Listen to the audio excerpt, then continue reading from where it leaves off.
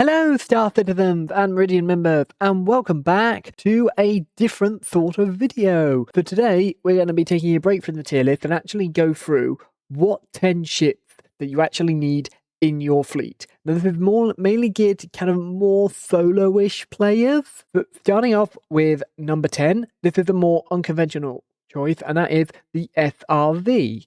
Now this ship is mainly used as a tow ship, but I think as well it's great for just recovering your ships from particular problems or particular situations where just scrapping them and using insurance is not really your option. They can drag other ships around. They're just good for rescue and also just helping out your other players. Equally, if a ship is blocking a kind of access area that you want to go to, you can just drag it clear. And it's also very useful in salvaging as well, for just dragging a ton of ships into a bit of an area where it's away from everybody else, like in Pyro, for example, and you can just then drag all the ships out there, then come back with your salvage ship. And that brings us neatly on to the next ships. Now, this is we've kind of split these into number 9, which is the Vulture and the Salvation. Both solo salvage ships and both very decent for scrapping ships and getting all that sweet RMC and construction materials. So yeah, both pretty nice, pretty decent ships. Not really much to say about them. Next, again, we've kind of got a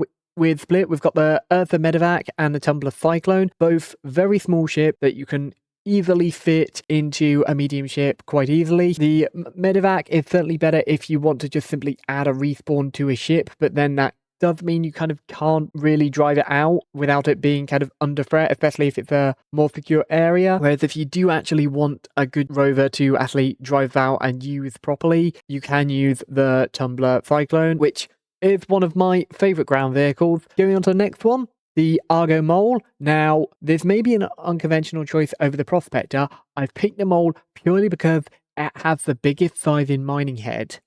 And that is what you need, and you can just simply swap around the mining heads as needed on each pylon, essentially. So that means you can actually have 3 mining setups instead of 1, and it just makes it easier, and you can access all the best tools.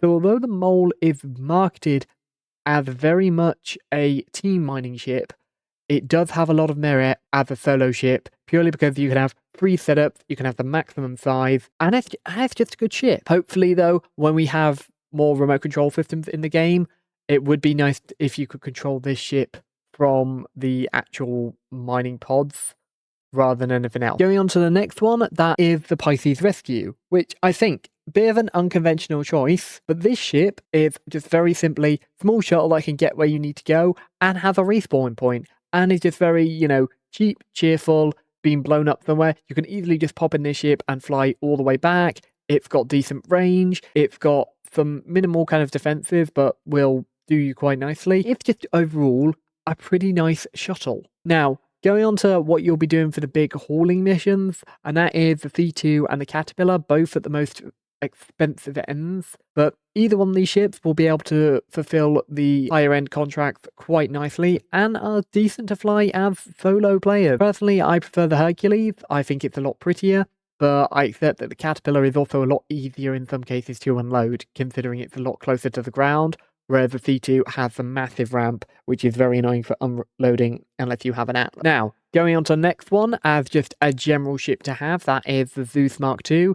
Very nice for exploring, decent cargo bay, good to make short runs in. Just overall kind of a better shuttle than the Pisces, but it's just bigger and a lot more kind of cumbersome and also more expensive. Going on to the backbone of what will be your hauling, and that is the C1 Spirit or the RAFT. I personally prefer the Spirit just because its cargo center's enclosed. You can actually carry a vehicle in there instead of cargo if you want to, and I generally think it is kind of more useful. Whereas the RAFT, I've said this on this channel a lot, I don't really vibe with the RAFT purely because the elevator using to access it can bug out and leave people completely stranded. And I've just had bad experience with quite a few people getting stranded next to their RAFT and taking up space on the landing pad. But for pure hauling, the RAFT certainly dominates. Now, I might get some controversy here, but I'm going to say the Avenger Titan, but this is really just any kind of fighter you want. I like the Avenger Titan purely because you could do smaller haul runs in this quite easily, and can kind of double as a shuttle, but is also a decent fighter. Personally, I just throw whatever your favourite fighter is in here, because quite simply, they're all fairly brilliant. Going on to the final ship, I think this will come as no surprise to everyone. It is in fact the Cutlass Black. Honestly, what more can you want from this ship? It has decent cargo bay, where you can roll a vehicle if you so choose, or you can do decent amount of ferrying of resources. It's got decent amount of weapons, decent amount of armor, and generally, it is quite good. To be honest, it's one of the most popular ships in the Earth. It rolls the like gunship, cargo hauler, whatever you kind of want it to be. Most of the time, the Cutlass can fulfill this role, and if it doesn't, there's generally a Cutlass variant which does fulfill that role. Overall, though, I think the Cutlass is definitely one of my favourite ships in the verse, and I think certainly among the most capable. If you have an opportunity to get the Cutlass, I would definitely take it. So that about wraps it up for this video.